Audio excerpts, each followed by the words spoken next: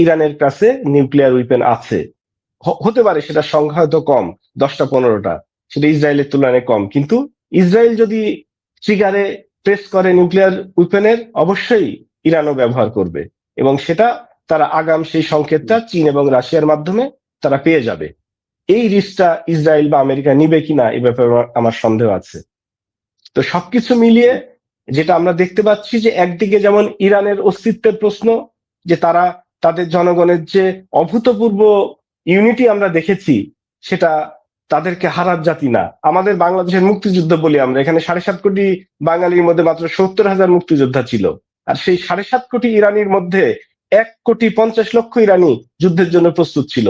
তাহলে বাংলাদেশের তুলনায় চিন্তা করেন কত গুণ বেশি। তো এই জাতিকে আপনি কিভাবে দমাবেন? এই জাতিকে মেরে ফেলা সম্ভব, কিন্তু হারানো সম্ভব না। তারা ভেঙে যাবে কিন্তু মস্কাবে না। তো এটার কারণের জন্যই আসলে হরমুজ প্রণালীটা বিশ্ব ইকোনমিতে আমাদের মতো থার্ড ওয়ার্ল্ড কান্ট্রি বা দরিদ্র রাষ্ট্রগুলোকে প্রবলেমে ফেলবে ঠিকই, কিন্তু এতে আমেরিকা কোনোভাবেই বেনিফিটেড হবে না, এবং তারা success rate almost tends to zero. মানে এখানে কোনো সাকসেস আমেরিকার পাওয়ার সম্ভাবনা নেই। তবে ডোনাল্ড ট্রাম্প এই ধরনের প্রত্যেকদিন, এবং আরেকটা অবিশ্বাস্য জিনিস হচ্ছে যে আমেরিকার মতো একটা দেশের রাষ্ট্রপতি কখনোই মিথ্যুক ছিল না। আমরা মনে করতাম যে শেখ হাসিনাই মনে হয় ওয়ার্ল্ডের মধ্যে মিথ্যাতে একমাত্র নোবেল পুরস্কার প্রাপ্ত, কিন্তু এখন যদি শেখ হাসিনা এবং ডোনাল্ড ট্রাম্পের কম্পেয়ার করা যায়, আমার মনে হয় ডোনাল্ড ট্রাম্প শেখ হাসিনাকেও হারিয়ে ফেলেছে মিথ্যার দিক দিয়ে। সুতরাং সেই ক্ষেত্রে আমেরিকার মতো একটা রাষ্ট্রে এরকম একটা রাষ্ট্রপতি আসবে, এটা অভূতপূর্ব একটা ঘটনা, যেটা অবিশ্বাস্য। তো সকালে এক কথা বলে, বিকাল আর এক কথা বলে। এক মিনিট, স্যার, পারমিশন।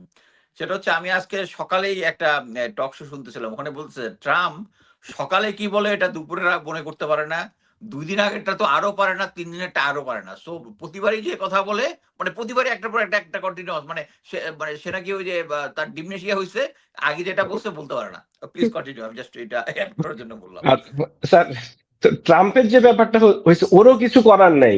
ট্রাম্পের ডিমনেশিয়াই শুধু না, সে মেন্টালি এখন সিক হয়ে গেছে, কারণ একদিকে তার ওয়াইফ মেলানিয়া ট্রাম্প অ্যাবস্টেন্ট কেসে ধরা খেয়ে গেছে, ট্রাম্প নিজে ধরা, অন্যদিকে নেতানিয়াহু মামলা তার সামনে ঝুলতেছে। সুতরাং তাদের একটাই উপায় যে যুদ্ধ যতদিন কন্টিনিউ হবে ততদিন পর্যন্ত তাদের ক্ষমতা আছে, এবং যুদ্ধে একটা বিজয় দিয়ে যদি সে হাই নোটে শেষ করতে পারে কোনো রকমে, তাহলে বলবে যে আমরা বিজয়ী হয়েছি, এবং সেই ক্ষেত্রে জনগণের ক্ষোভটা ট্রাম্পের উপরে হয়তো কম থাকবে।